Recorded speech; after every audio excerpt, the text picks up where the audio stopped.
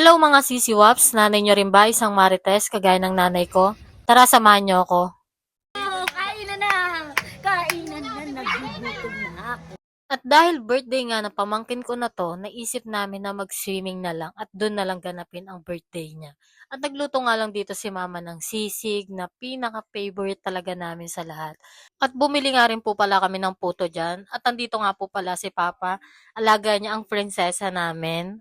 At dahil birthday nga na pamangkin ko, naisip ng mama niya, ang iregalo na lang ay bike para sa kanya. Pag-uwi nga namin, nakita ko yung mga pamangkin ko na sumasayaw ng ganun.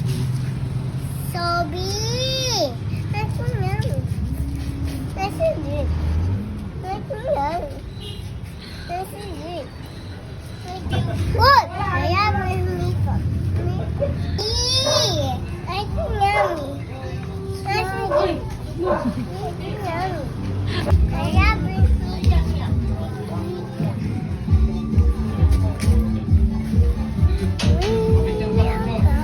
At mga kasisiwaps, nakita nyo naman yung pamangkin ko dito. Tamang sayaw lang, ganadong-ganado sa pagsayaw. May tamang pa nga ng kamay. At dahil inutusan nga ako ni mama na kunin tong nalagyanan ng ulam, at pagkakuha niya nga, tinamang check niya lang kung may butas ba para hindi daw sayang yung ulam. At ito na nga mga kasisiwaps, magluluto na nga dito si mama ng pansit at para makalarga na kami at matapos na to. At dito nga mga kasisiwaps, tamang sayaw lang dito si mama. At dahil nga dito ay may sounds talaga. At dito ay napapakending-kending, kending-kending, kending-kending. Kayo din ba mga kasisiwaps, nanay niyong marites pagdating sa apo ay ganadong-ganado kagaya ng nanay ko? Marites talaga ang nanay ko, pero pagdating sa apo ay talagang gaganahan siya magluto. At kahit pagod-pagod na siya, kakamarites niya. At kakagaling niya nga lang din dyan sa may kanto. At dahil nga Marites is life, hindi talaga mawawala yun mga kasisiwaps. Fast forward na nga mga kasisiwaps, tapos na nga dito magluto si mama, kaya tong ate ko ay nakapwesto na. At tinangay ko nga lang din tong aso ko, dahil hindi naman din to pwedeng iwanan. At papunta na nga kami dito sa may Villa Floor. At dito nga kung makikita nyo ay tamang chill lang tong maglola. At ito nga po pala ang birthday boy na si Prince Beans. Pero share ko nga lang sa inyo mga kasisiwaps, tong dalawa na to ay hindi nyo talaga mapaghihiwalay kahit saan. Kasi si mama nga talaga ang nag-alaga sa kanya simula nung baby pa siya. Happy birthday! Ngusong siya. At ito na nga mga kasisiwaps, nakarating na nga po pala kami sa pupuntahan namin. At itong dalawang pamangkin ko ay tinatry talaga nila magbilyar kahit di sila marunong. Sinet up nga lang po namin lahat ng mga dala namin pagkain dito at para makantahan na namin tong pamangkin ko na to.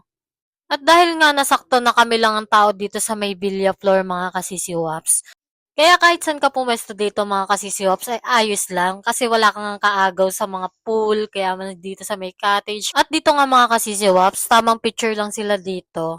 At para nga makapag-start na at mahipan niya na tong candle niya. Kainan na! Kainan na! Nagugutom na ako. Blow, blow, blow! Ayun na, blow! Happy birthday, Oh, yung pa, yung Prince isa, yung isa. Bean!